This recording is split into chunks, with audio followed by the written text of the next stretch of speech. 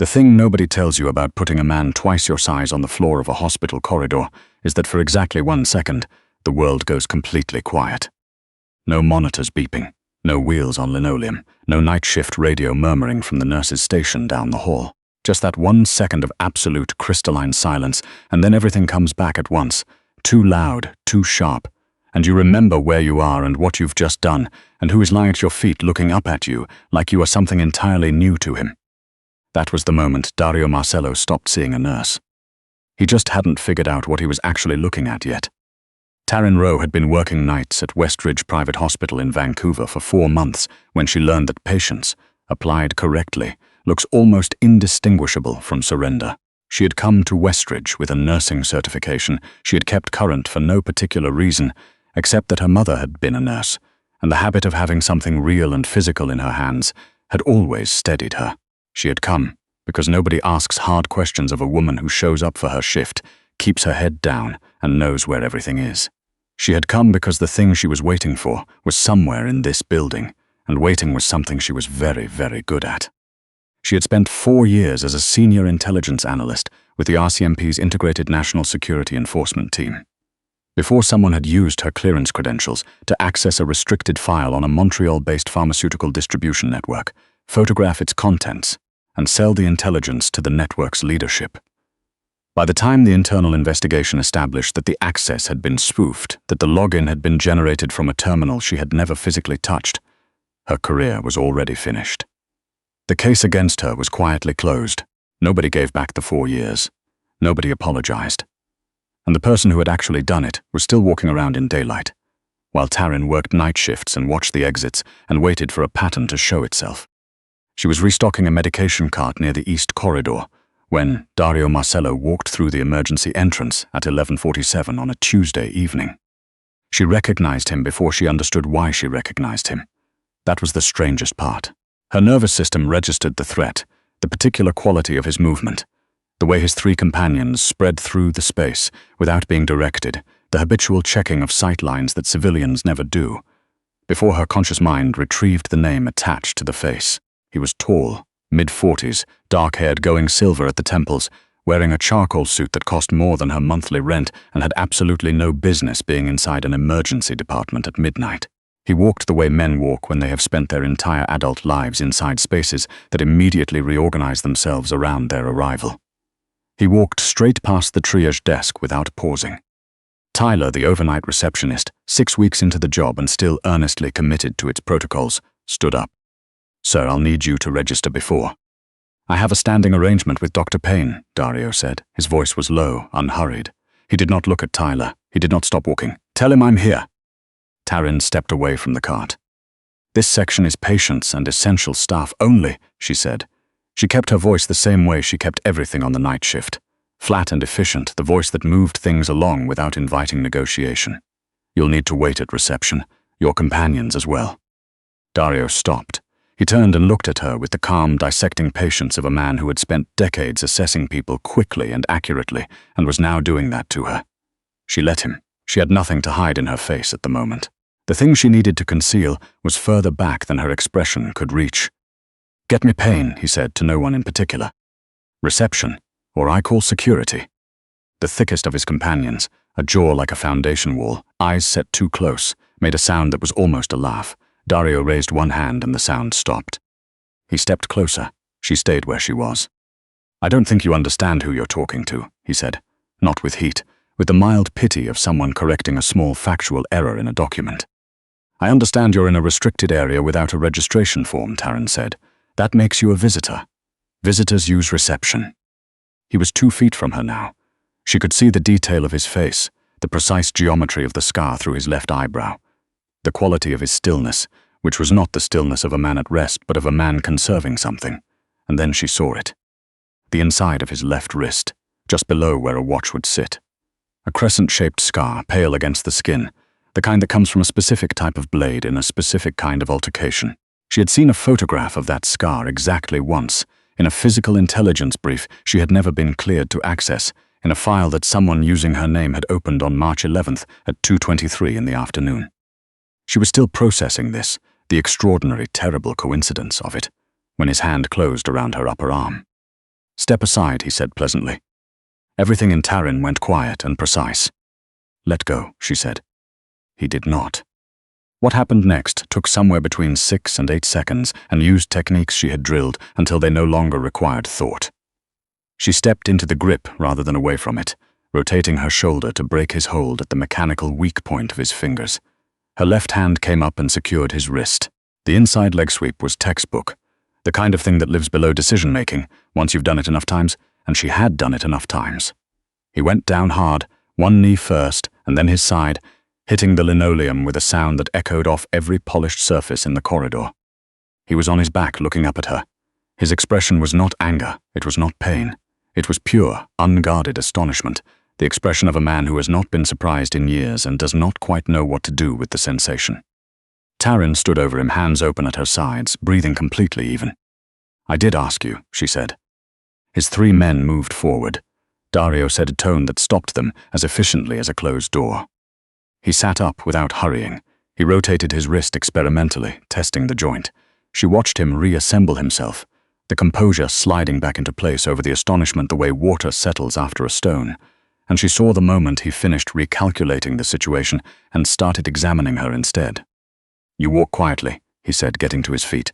He waved off the hand one of his men offered him. "You checked my men before you engaged. You used leverage, not strength." He considered her. "That isn't what they cover in nursing school." "I take fitness seriously," Taryn said. "You applied pressure to a specific anatomical point that only functions if you know exactly where it is." He tilted his head. "Who trained you?" "Good night, Mr. Marcello." She turned and walked back to the medication cart. She could feel his attention on her back like a change in air pressure, steady and watchful all the way until she heard the main entrance doors close behind his group. Only then did she grip the edge of the cart and give herself 10 seconds to breathe. The scar. The brief had included physical identifiers for key figures in the Marcello medical supply network. Dario Marcello, the brief had noted, had a crescent-shaped scar on the inner left wrist, origin consistent with a blade wound from an earlier period of his career. She had never opened that file. She had never been assigned to the case. She had been sitting in a briefing about a completely unrelated domestic extremism file on March 11th, when, apparently, she had also been simultaneously accessing a restricted pharmaceutical intelligence dossier from a terminal in a Westridge Hospital administrative office.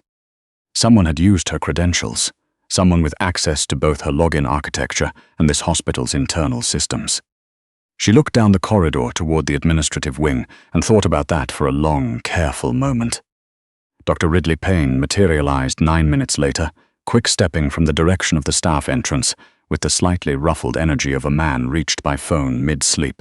He was the hospital's chief administrator, early 50s, silver hair, the kind of pressed and polished presentation that Taryn had previously read as professional pride and was now reading as something else. He had hired her himself 3 months ago. She had thought that was good luck. "Where is he?" Ridley said, scanning the corridor. "He left," Taryn said. "He refused registration, made physical contact with a staff member, and I removed him from the clinical area."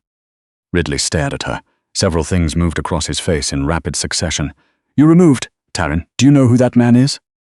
"A visitor who wouldn't wait at reception." "He is a significant donor to this hospital's." Ridley stopped himself. "Reset. I'll manage the relationship from here. Return to your rounds."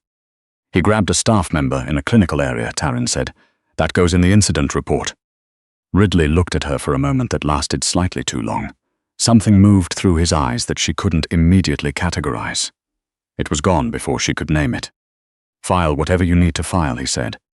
He walked away. Taryn watched him go and felt the cold, distinct sensation of a pattern beginning to organize itself. It solidified at 2:14 in the morning.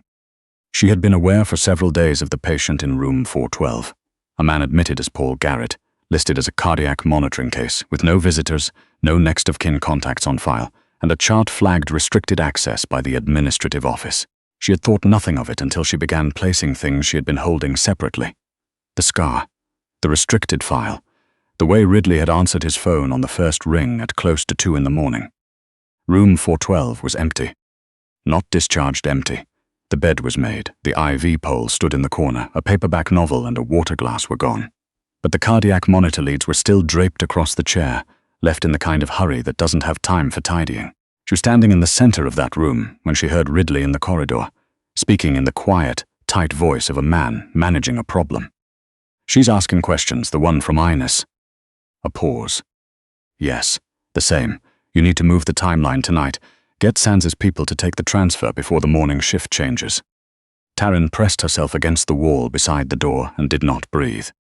Aldo Sands, BC-based, mid-level but ambitious, had been encroaching on Marcello territory for the better part of a year. A hard drive containing the identities of undercover agents and informants embedded in Montreal's pharmaceutical distribution networks would be the kind of leverage that could permanently restructure the balance between those two men. Whoever had that drive held enormous power. And whoever had sold access to the intelligence file that generated the drive had used Taryn's name to do it. Ridley wasn't protecting Marcello. He was selling to Marcello's competitor. And the patient who had disappeared from room 412, the witness she had sensed without fully understanding, had just been moved. She was reaching for her phone when the door opened and Ridley stepped in. 3 seconds of silence. "I was checking on the Garrett patient," Taryn said. "His chart showed a medication due." "He was transferred," Ridley said. His voice had changed. Something deliberate had entered it, a careful flatness she recognized as the vocal equivalent of a door closing. "Come with me, please." She went. She needed time, and she needed to understand the shape of the trap before she could look for the exit. He walked her to the administrative wing and into a windowless records room, and he closed the door from outside. She heard the electronic lock engage. She sat in the single chair and did not panic. She was trained against panic. She reviewed 2 filing cabinets, 1 desk, a landline on internal lines only, a drop ceiling. She spent 12 methodical minutes working 1 acoustic tile free without noise, 3/4 of the way through tracing a route through the service corridor above her when the door opened. Dario Marcello came in. He took in the room, the displaced ceiling tile, and her with a single slow scan. His suit was the same. He looked no less composed than he had in the corridor. He looked, if anything, like a man finding a situation precisely as interesting as he expected it to be. "Ridley called me," he said he had a problem that needed handling. He seemed to think that problem was you. "And I've been outside that door for 6 minutes." He leaned against the frame, arms loose at his sides. "Sands is moving the witness tonight." Ridley brokered it. "The drive goes with him." "I know," Taryn said. "That drive has the access logs for the intelligence breach. It can show exactly where the spoofed login originated. I need it back." He was quiet for a moment. The recalibration behind his eyes was visible if you knew what to look for. "Ridley has been passing Sands intelligence about my operations for 8 months, Dario said. "Names, supply routes, people inside my structure, and apparently the identities of RCMP personnel embedded in my industry." "He pulled the file using my credentials," Taryn said. "Then he handed you the access log as evidence that I was the leak, so you'd stop looking inward. He needed a name to give you. I was convenient." The silence between them was different from the one in the corridor. That had been the silence of impact, abrupt and disorienting. This was the silence of 2 people arriving at the same calculation from completely opposite angles and discovering that the numbers match. "How much time do we have?" she said. "Sands uses a private airstrip south of the city near Tsavasan when he doesn't want port surveillance," Dario said. "I know the location. If they move the witness in the last 20 minutes, we can still beat them to the transfer." "I need the drive," she said. "I need Sands to stop operating in my territory," he said. She looked at him. He looked at her. "Then we have a problem in common," she said. They went in 2 of his vehicles, Dario making phone calls in the front seat while Taryn changed in the back, trading her scrubs for dark cargo pants and a jacket from a duffel bag that appeared without explanation. She checked the compact SIG someone handed her with the efficiency of someone who had qualified on it annually for years. Dario glanced back once. "You were really just an analyst," he said. "A very thorough one," she said. He turned back around. She saw the edge of something that was not quite a smile. The airstrip was exactly where he said, a bare strip of tarmac cut into the flat delta land south of the city, lit by 2 portable floodlights casting long shadows across a single-engine cargo plane with its engines already cycling. Aldo Sands stood at the base of the boarding stairs wrapped in a dark overcoat, the silver briefcase on the tarmac beside him, and a hunched figure Taryn recognized from the hospital file photograph as the man listed as Paul Garrett, who looked like he had been awake for 3 days straight and was not entirely sure how much longer that would continue. Dario walked into the floodlight alone.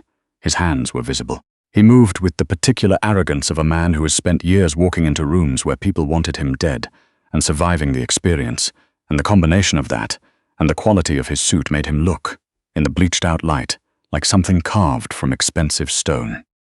The back and forth between the two men had the quality of a long-standing argument finally reaching its last clause. Sands wanted the witness and the drive. Dario told him Ridley had been arrested. Sands said the arithmetic of the situation still favored him. More men, a plane with its engines running, a captive witness, and an Italian rival who had brought 5 people to a 7-person problem. 6, Dario said. Taryn came out of the dark from the left flank, where she had been moving through the shadow behind the cargo containers for the past 4 minutes, and she took the 2 men guarding the briefcase before the third one registered what was happening. It was not graceful. It was fast and precise, and it changed the geometry of the entire confrontation in under 5 seconds, which was the only geometry that mattered. What followed was 3 minutes of controlled chaos, the kind she had trained for in scenarios that were designed to feel impossible. Sands's men were paid protection, professional enough in ordinary circumstances, but they were not prepared for the particular surprise of being flanked from the dark by someone who moved without hesitation and hit structural targets. Dario's people moved forward. The numbers evened, then shifted. When it was finished, Sands was restrained. 2 of his men were down, and the rest had made a reasonable assessment of the situation and removed themselves from it. The plane went nowhere. Taryn picked up the briefcase and opened it. The drive was in its foam housing, undamaged. She connected it to the secure tablet from the SUV's equipment kit and ran the verification hash. The file structure was intact. The access logs were there. And nested in the metadata, exactly where she had hoped it would be, was the authentication trace that would show the originating terminal of the false credential request generated on March 11th. An administrative office, Westridge Private Hospital, Ridley Payne's workstation. She closed the case. Dario was standing several meters away, watching her. His jacket was open. One hand rested loosely at his side. The floodlight caught the silver at his temples and the calm of his expression, which was the calm of a man who has won something and is waiting to understand the full shape of the victory. "It's there," she said. He nodded once and did not ask to see it. She noticed that. On the drive back, she sat in the rear seat with the briefcase on her lap and watched the lights of the city come up out of the dark. The Lionsgate Bridge materialized overhead, enormous and silver and entirely indifferent to everything that had happened in the past 3 hours, and she thought about what came next with the same methodical attention she had given to everything else tonight. She had what she needed. She could take it to a clean officer within the RCMP's Professional Standards Division. She could file for reinstatement. She could reclaim the exact life that had been taken from her in March, the clearance, the files, the purpose, the years she had been building something real, and step back into it as though the interruption had simply been an interruption. Dario's driver stopped outside Westridge. She sat with the briefcase in her lap and the engine running. "You could have taken the drive when you came into that room," she said. "Let Ridley deal with me and walked out with the case yourself." "I could have," Dario said. "Why didn't you?" He looked out the window for a moment, the look of a man deciding how much of the truth to hand over. "You put me on the floor of a hospital corridor in front of my men," he said, "and your hands didn't shake once." He turned to look at her. "I haven't been surprised in a very long time. My reinstated position would involve building intelligence files on your operation," Taryn said. "I know. That would be significantly complicated." "Considerably." He didn't look away. She held his gaze for a moment longer than was strictly necessary. Then she opened the door. The night air off the inlet came in cold, carrying salt and the distant diesel smell of the harbor, the particular smell of Vancouver at 3 in the morning when the city has stopped pretending to be anything other than what it is. She stepped out. She looked back through the open door at the man sitting quietly in the back of an armored car who had stood in a gunfight because the arithmetic of their problem matched, and who had not once, across the full length of this extraordinary night, tried to tell her what to do. "I have high standards," she said, "for complicated." "I'd expect nothing less," he said, "from someone who put me down in 8 seconds. 7, she said. He smiled. It was brief and entirely unmanaged, nothing like the composed expressions he distributed in corridors and parking structures, and it changed his face so completely that she made herself look away before it changed anything else. She closed the door. The Escalade pulled out of the lot, tail lights disappearing at the first intersection, and she stood on the pavement with the briefcase in her hand and the grey pre-dawn beginning to soften the edge of the sky above the mountains. She had a phone call to make, a record to reclaim. She was still thinking about whether that was what she wanted, when she walked back through the hospital doors, straightened her jacket, and went to finish her shift.